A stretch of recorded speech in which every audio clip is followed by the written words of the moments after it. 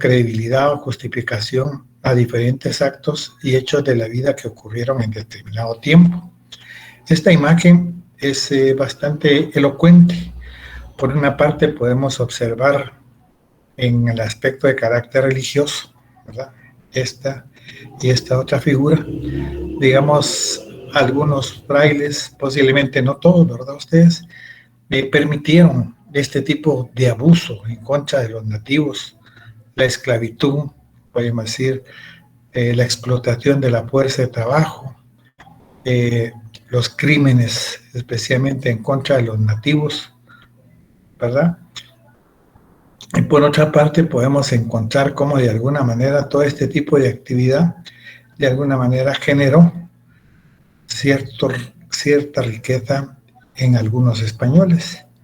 El sometimiento especialmente de los nativos al poder de la corona española o de la religión muchas veces se dio por forma violenta. Ustedes, entonces vemos una serie de elementos desde la llegada de los españoles hasta el trabajo forzado, la muerte, explotación, etcétera, con beneficio única y exclusivamente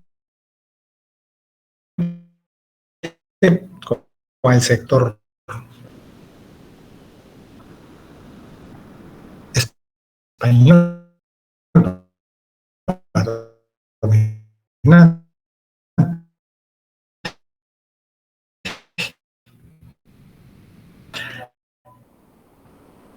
Hay una historia y otra de estos. A ustedes hablan de lo que no se les olvida a ellos es que todo este tipo de implementación que se dio fue a través de la fuerza.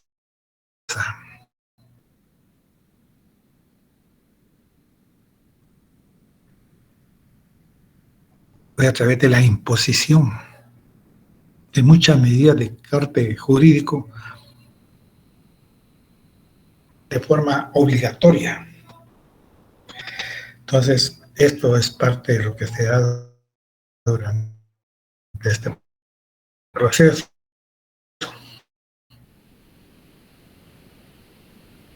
Las fuentes de la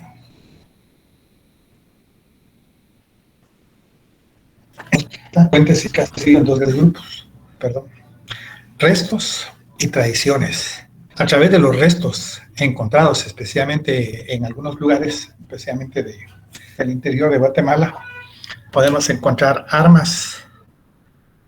Y con las armas, pues nosotros podemos deducir, digamos, la desigualdad que existía entre los guerreros nativos indígenas y los españoles.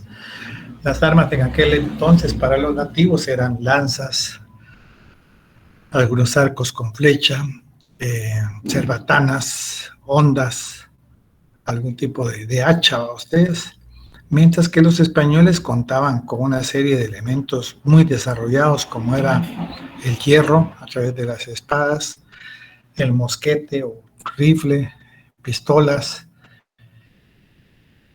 la pólvora, ustedes que tanto daño creó, cañones, otros elementos como caballos, que fueron un arma importante o un instrumento de locomoción muy importante, especialmente para poder trasladar a los jinetes y para también poder jalar carreta. Para ustedes tenemos los trajes también que se dieron en aquel tiempo. Siempre va a haber una diferenciación con los sectores sociales de aquel entonces, especialmente, digamos, la gente más pobre.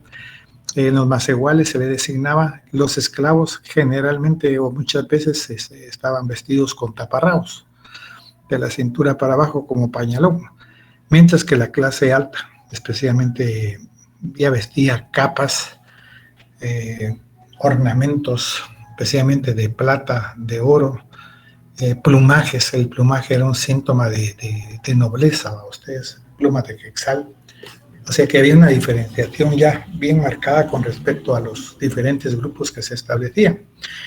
Y obviamente, pues los españoles era otro tipo de traje, ¿verdad? Ustedes generalmente acompañan, como eran combatientes con armaduras, zapatos, medias o calcetines, como se le llama.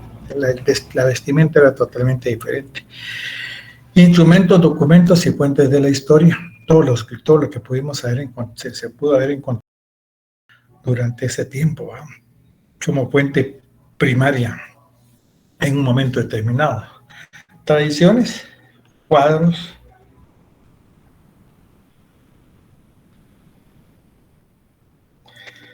orales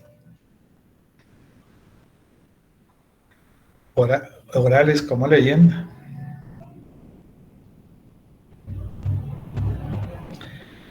o un romance escrita como las obras históricas. Los mayas tenían una riqueza, una literatura tan hermosa a ustedes. Desafortunadamente, mucha de la literatura que crearon los mayas fueron destruidas, especialmente por los españoles, con el propósito de deshistorizar, especialmente a estos grupos. Sin embargo, se lograron todavía rescatar el Popol Vuh, Rabinalachi, Memorial de Sololá, que son puente, o el Memorial de Sololá, de una cosmovisión del mundo a ustedes. Los otros libros hablaban especialmente de la vida interna de cada una de las sociedades. Y durante ese contexto también histórico, dentro de lo que son los acontecimientos que se dan, digamos, hay leyendas para ustedes que han dejado mucha, digamos, enigmas, si realmente pueden considerarte como parte de la realidad o han sido modificadas por respecto a algunos acontecimientos que se han dado. A mí algunas veces me he puesto a leer algunas obras, especialmente de Celso Lara, ¿va ustedes? Lara, donde se habla del sombrerón, donde se habla de la ciguanaba, el cadejo, la llorona, etcétera, de tiempos coloniales. Y digamos, dentro del aspecto del sombrerón, un chaparrito pequeño, dice, un individuo como vestido de charro, de estatura bien baja. El sombrero era más grande que él, se dice, pero le iba a cantar a las muchachas, no a una, a varias muchachas hermosas en lo que era la antigua. Tenía una voz privilegiada, decía, ¿va? Y de alguna manera algo entristecedor también, ¿verdad? Chaparrito, todo vestido de blanco, acompañado de una mula que era la que hacía bulla, especialmente cuando iba llegando con los cascos a las casas de las damiselas. La ciguanaba, algunos también he escuchado, digamos, generalmente se asocia a personas que han tomado o han bebido licor y se dice que es una mujer con un cuerpazo así bastante bonito, ¿verdad ustedes? Pero que tiene la cara de caballo. Y cuando se le queda abierto a la cara, se lo gana a ustedes. Pertenece su alma a ella. Entonces, todo este tipo de datos, todo este tipo de información es lo que enriquece especialmente la historia. Y son historias creadas o son cuestiones que se dieron especialmente en nuestro país, ¿verdad? Entonces, de ahí tenemos obras, digamos, históricas que se presentan como la efeméride. Dentro de este contexto, en algunos casos, se menciona la relación de aniversarios que recuerdan un hecho importante. En otro podemos decir es un hecho relevante escrito para ser recordado o conmemorado, celebrado en un determinado día, y también, digamos, es una asociación cronológica de fechas con sus respectivos acontecimientos. Digamos que fíjate, dentro de una efeméride se eligen al menos un acontecimiento, un nacimiento, un fallecimiento, un acontecimiento relevante, ¿va? Deben haber sucedido hace un número de años redondo, posiblemente unos 25, 50, 200, 300 algo así como la efeméride de la independencia o de la revolución, ¿verdad? Después tenemos lo que son los diarios, especialmente en relación en la que los sucesos están registrados cada día. En este contexto, puede ser utilizar un libro o cuaderno en el que una persona escribe día a día sus vivencias o pensamientos de diario íntimo. En algunos casos es un libro o cuaderno en que el capitán de un barco anota las incidencias de un viaje, también se llama bitácora a ustedes. Yo, digamos, los diarios, los únicos diarios que leo son los de que dan noticias, pero diarios de carácter personal, muy poco para ustedes. Tal vez algunas son más detallistas, creo, algunas señoritas en elaborar este tipo de situación diariamente, ¿verdad? Pues tenemos lo que son los anales. Los anales es una relación en la que los hechos ocurridos, digamos, se cuentan especialmente por años.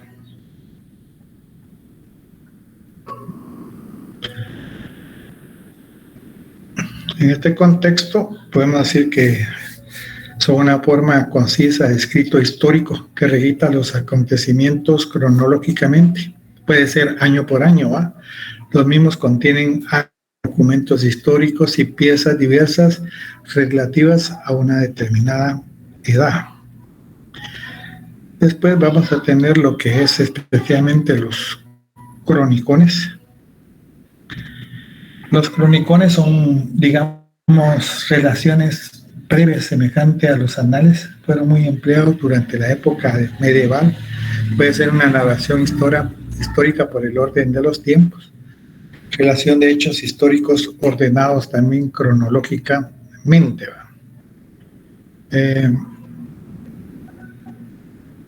De ahí tenemos lo que van a hacer la memoria. Son relatos escritos de una manera privada y sin intención de que pasaran a la posteridad, en lo que el autor refiere sucesos acaecidos durante su época. O pudiéramos considerar un conjunto de estructuras cerebrales que permite fijar, guardar y recuperar múltiples informaciones, reconocer acontecimientos como familiares, recordar hechos pasados y mantener una información del tiempo necesario para ser utilizada. Les decía yo a sus compañeros, digamos, dentro de la memoria hay acontecimientos que le impactan a uno más, tal vez porque fueron bonitos, desagradables, etcétera, que quedan ahí constante y permanentemente. Les decía yo, digamos, cuando estudiamos en la escuela primaria, que era lo más normal o común en aquel entonces, nosotros estábamos en quinto y en sexto año, a ustedes, digamos, habíamos compañeros, teníamos 11 o 12 años, pero como antes, estoy hablando de los años 60, a ustedes 61, 62, la diferencia de edades en aquel tiempo era enorme, ¿va? Había compañeros de sexto año que tenían 17, 18 años, ¿va? Había una diferencia bien significativa, y era lo que, y ni modo, ahí no se podía uno, digamos, ni siquiera pelear porque eran más corpulentos los muchachos, ¿va? Pero nosotros teníamos nuestro grupo especial, un grupo especial en el sentido de que nos gustaba mucho el fútbol. Entonces cada salida que teníamos nos íbamos a chamusquear ahí por Gerona. Pero cuando nos íbamos de Caplusa, me recuerdo que todos los muchachos esperábamos que pasara el tren. Cuando pasaba el tren nos corríamos y agarrábamos la primera escalería y ahí nos íbamos, ¿no? Ustedes, nos íbamos a jugar fútbol hasta los campos de la Ginza, zona 21, de la zona 1 para la zona 21, ¿va? Ustedes. Y de regreso igual, ¿va? Ustedes. Al otro día, no se nos olvida tampoco, ya estaba el profesor ahí, siempre se enteraban, porque si faltaban unos 10 o 12, pues ni modo, ¿va? Y nos pasaba al frente a ustedes, nos pegaba 5, no reglazo, sino con el palo de escoba a cada uno a usted, le quedaba a uno colgantes, pero son hechos particulares relevantes que no se olvidan, porque fueron agradables, porque permitió, digamos, esa independencia cuando uno está de güiro. Usted es que quiere conocer un mundo y no sabe los peligros, la temeridad, ¿va? Sin saber la preocupación, bueno, que los papás no sabían hasta después, ¿va? Usted que le pegaban otra penqueada a uno, pero ese es el mundo aventurero en aquel entonces. ¿Va?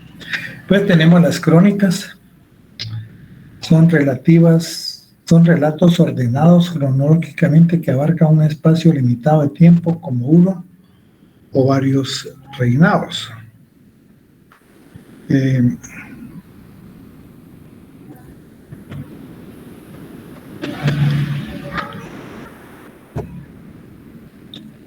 Y la biografía es la relación histórica de la vida de una persona.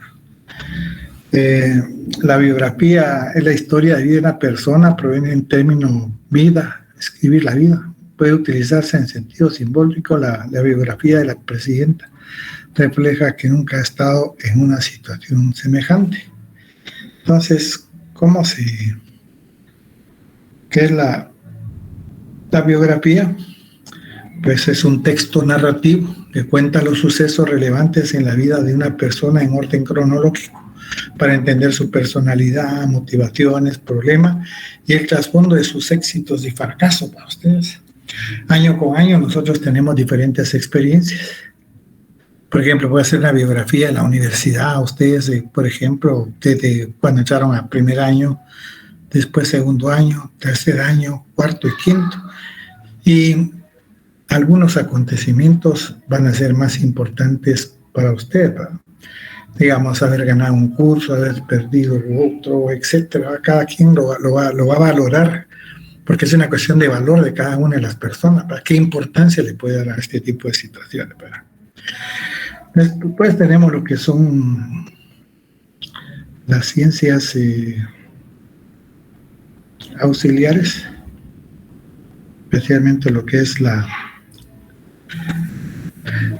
que se basa, digamos, la historia para poder estudiar de una manera mucho más global algunos aspectos o acontecimientos que se suscitaron. Y entonces habla de la geografía y de la arqueología. Por ejemplo, geográficamente el tiempo nos dice dónde ocurrió el hecho. Y la cronología, cuándo sucedieron estos. Son los ojos de la historia. Hechos relevantes que se dan en un lugar y espacio determinado durante los años tal y tal para ustedes. Después tenemos lo que es la arqueología, estudia los monumentos del pasado. Ciencia que estudia, describe e interpreta las civilizaciones antiguas a través de los monumentos, las obras de arte, los utensilios y los documentos que de ellas se han conservado hasta en la actualidad. Decía yo que a mí siempre me apasionó. Desde épocas casi desde el primer año básico, a mí me encantaba la antropología. Ustedes me encantaba ver todas esas cuestiones de restos arqueológicos. Siempre tuve la idea, a ustedes, de estudiar eso. Desafortunadamente llegué a estar en esta escuela, pero por razones de carácter económico en aquel tiempo no podía, porque había que hacer trabajo de campo, y entonces no podía dejar el chance, porque obviamente a ustedes. Pero entonces la arqueología desde pequeño me apasionó en el contexto de encontrar qué encontraba uno, cómo lo miraba, etcétera, un montón de preguntas, pero era apasionante. Sin embargo, ahí en donde estudiaba, pues había 3 carreras. Estaba la carrera de arqueología, antropología e historia. Me incliné por la historia y no me arrepiento tampoco de haber estudiado, porque al final me encanta el área social, ¿no? Ustedes.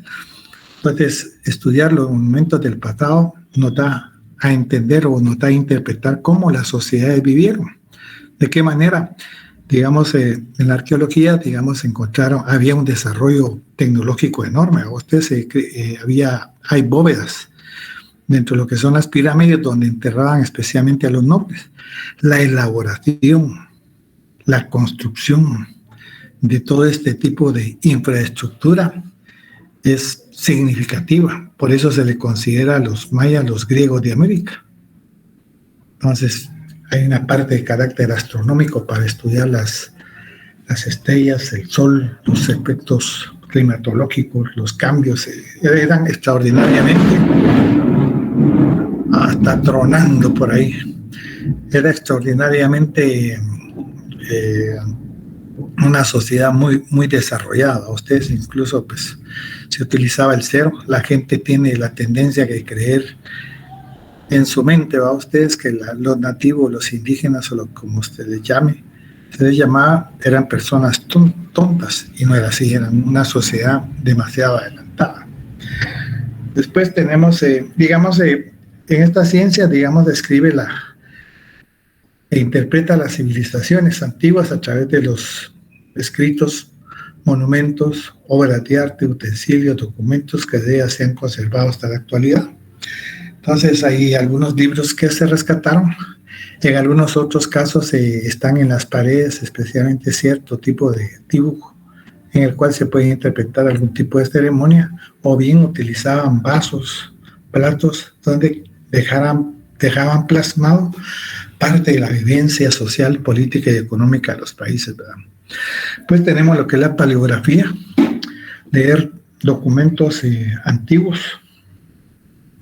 escritos en papiro, pergamino, etcétera.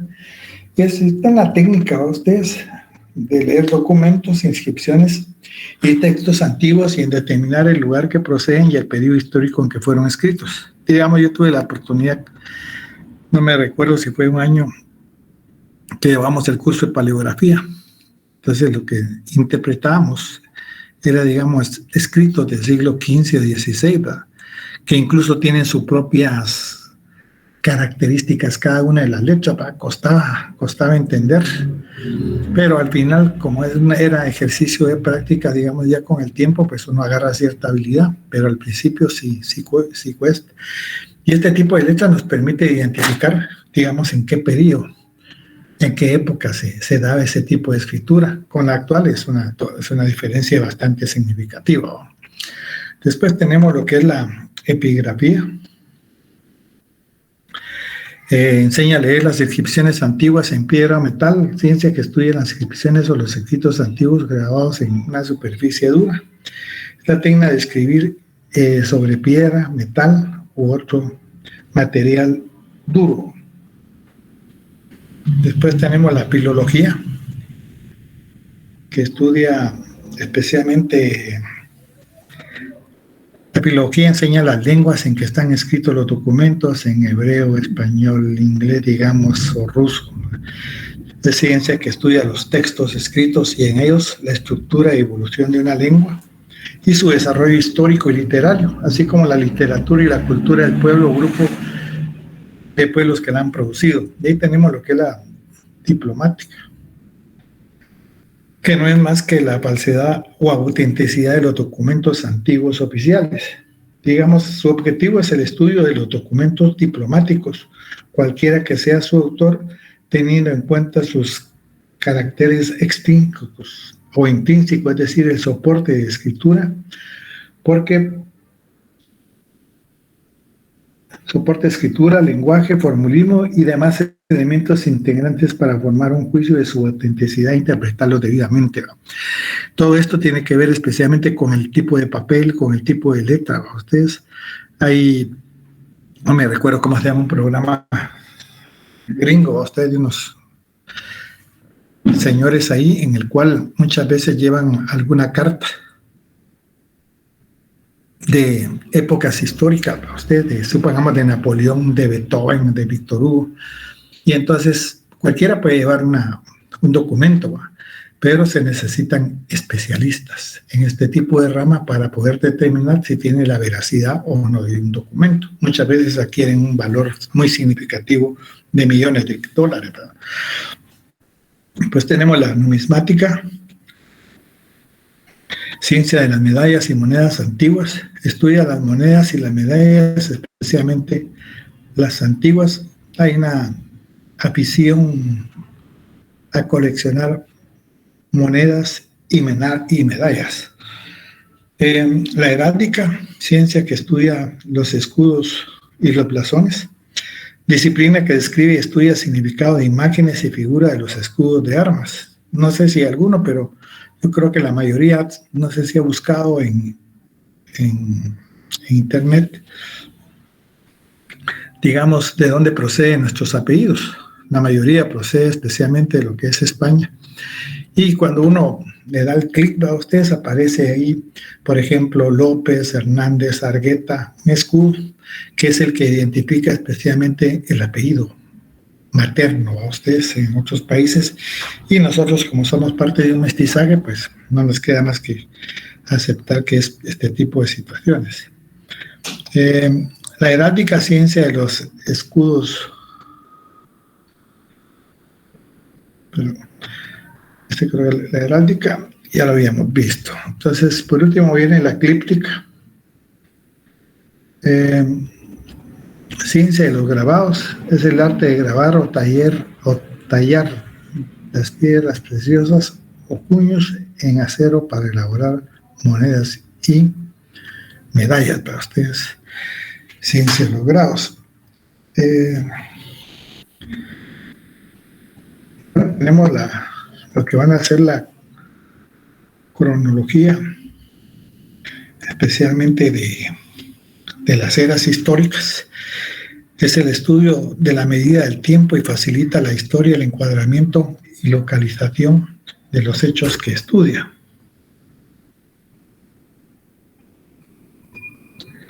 Hay un calorcito, pero está duro. Ya ustedes se pudieron dar cuenta que el calor está afectando a Europa de una forma terrible.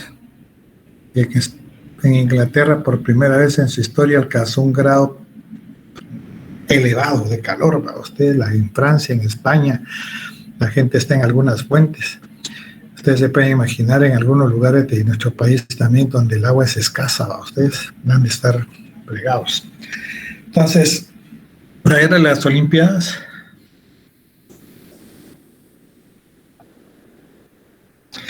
La era de las Olimpiadas, utilizada por los antiguos griegos en los años 776, se tiene constancia de la existencia de los Juegos Olímpicos como se conocía en la antigua Grecia desde el año 776 a.C. Nacieron en la ciudad de Olimpia, de ahí su nombre, se sucedieron, digamos, cada 4 años. ¿Verdad? Después tenemos lo que es la fundación de Roma. Fue tanto la ciudad de Roma como el estado que fundó en la antigüedad la civilización romana, de origen latino, se formó en el siglo 8 a.C., a partir de la agrupación de varios pueblos de la Italia central. Las Lágidas o Filipo de Ptolomeo. En este contexto podemos hablar que comienza en el 12 del 324 a.C., usada especialmente durante la época en Egipto. Son eras históricas que se suscitaron diversos acontecimientos, especialmente Macedonia. Digamos que tuvo a través del rey Filipo II de Macedonia, padre de Alejandro. Ptolomeo fue uno de los mayores generales de confianza de Alejandro Magno y estaba entre los 7 guardaespaldas que lo protegían. Era algunos mayor que especialmente de Alejandro. Época de Alejandro Magno, ¿va? Ustedes, que nació en Macedonia. Su padre era Lagos, era un noble del distrito de Erdosia, cuya familia no alcanzó notoriedad en los tiempos que gobernaba Ptolomeo. Después tenemos lo que es la hispánica, relativa a España, de Europa Occidental, sus habitantes, utilizada en la península ibérica en el año 38 a.C., y Augusto pacificó especialmente este tipo de territorio. Y la era cristiana casi universalmente aceptada a partir del nacimiento de Cristo. Diocleciano o de los mártires, también se le llama así por el hecho de que comienza en el año 284 después de Cristo. Y es la persecución que se da a este personaje Diocleciano, también llamada Gran Persecución. Fue la última y quizás más sangrienta persecución a cristianos durante el tiempo de la época romana. Y por último tenemos la Hegira, Es el nombre dado a la emigración del profeta y sus seguidores desde la Meca hasta la población de Medina en septiembre de los años 622 al 637. Instituyó el punto de partida de lo que es actualmente la era islámica. Pues tenemos la división cronológica en edades. Antigua, comienzo de la historia hasta la caída del Imperio Romano de Occidente en el año 476. Edad cronológica media, desde el año 476 hasta la caída de Constantinopla en poder de los turcos. Edad moderna, en el año 1453 hasta el comienzo de la Revolución Francesa de 1789, y división cronológica de las edades de 1789 hasta lo que son nuestros días. Son épocas especialmente muy significativas que se han dado a través de la historia. Importancia y utilidad de estudio de la historia. Un pueblo que desconoce su historia sería tan anómalo y tan anormal como un hombre sin memoria que no guardara el menor recuerdo de los hechos de su vida pasada. El estudio de la historia responde a la necesidad de la humanidad, que la humanidad ha sentido y siente lo verdadero, lo bueno y lo bello, y poniéndose en contacto con los hechos y los hombres de otros tiempos es verdaderamente una resurrección. Cervantes determinó, por ejemplo, su utilidad llamándola testigo de lo pasado, ejemplo y aviso de lo presente y advertencia de lo porvenir, o lo que está por venir. La relación del derecho con la historia. Tenemos que la historia es la narración de los hechos ocurridos en el pasado, pero esta narración es en forma sistemática y metódica, y a través de la ciencia que interpreta todo acontecimiento ocurrido en el curso de la vida social. El método de interpretación de los hechos por la ciencia de la historia nos permite comprender no solo los fenómenos meramente de la sociedad, sino que también la evolución del derecho en el transcurso de la vida social. Los distintos ordenamientos que en ciertas épocas rigieron esa vida pasada de la sociedad. Para el historiador del derecho se auxilia de la metodología de la historia para encontrar los vestigios de carácter jurídico. Entonces me pasó, pero era por la muerte del compañero.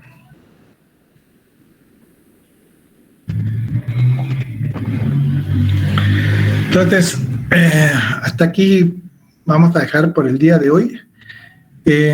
Mientras algunos logran estar comprando sus libros para llevar un ordenamiento para cada uno de ustedes, fíjense que el día martes yo no sé si voy a estar a tiempo, no sé si voy a estar, tengo que viajar a la ciudad capital por donde vivo, pero tengo dos citas en el IX. No sé a qué horas voy a salir, pero si salgo tipo 12 mediodía, ya no me da tiempo a venir, digamos, acá. Entonces les agradecería a los compañeros que estamos conectados en WhatsApp que me hicieran el favor de poderse comunicar conmigo más o menos el martes a las 11:30, 12, para informarle a los compañeros para que no se vayan a estar pendientes de si voy a llegar o no voy a llegar. De repente, todo depende también del tipo de tráfico que vaya a encontrar, porque tengo que pasar toda esa osada de la zona 1, Periférico, Aguilar Baches, Villa Lobos, el puente ese de Villa Nueva. Entonces, puede ser que llegue, puede ser que no va. Entonces, se me hicieran el favor de los compañeros que se comuniquen conmigo el martes. Y si Dios quiere, pues seguimos, y si no, pues ni modo, nos aguantamos, ¿verdad? Así que solamente por el día de hoy, patojos, y nos vemos el próximo día, si Dios lo permite, día martes. Que tengan muy buena tarde. Cuídense mucho. Buenas tardes, licenciado.